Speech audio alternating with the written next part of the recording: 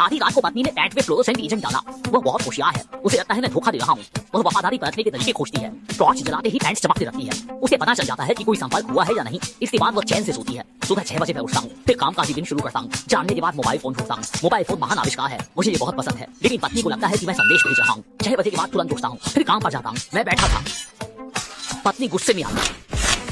उसने पर्दे खींच दिए, टॉर्च जलाकर सचिव को देखा। सचिव की पैंट चमक रही थी। पत्नी ने स्कर्ट उठाने को कहा। अंदर लोहे की पैंट थी, ये उसके पति ने पहनाई थी। पत्नी को शर्मिंदगी हुई। तभी सफाई कर्मी आई। उसने टॉर्च जलाकर देखा, उसके मुंह में फ्लोरोसेंट एजेंट था। डर के मारे उसने नकली दांत निकाले।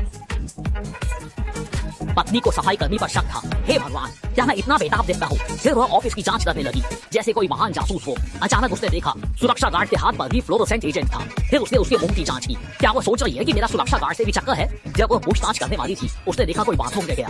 उसने मुझे खींचा और देखा कि मैं बाथरूम में था, लेकिन वह इस पर भी विश्वास नहीं कर रही थी। उसने लाइट बंद कर दी। उसने बाथरूम देखा, तौलिए पर भी फ्लोरोसेंट था। अब उसे शक हुआ कि तौलिए के साथ भी मेरा चक्कर है। तभी मेरा बॉस आया। उसने हाथ धोकर तौलिए से चेहरा पोंछा।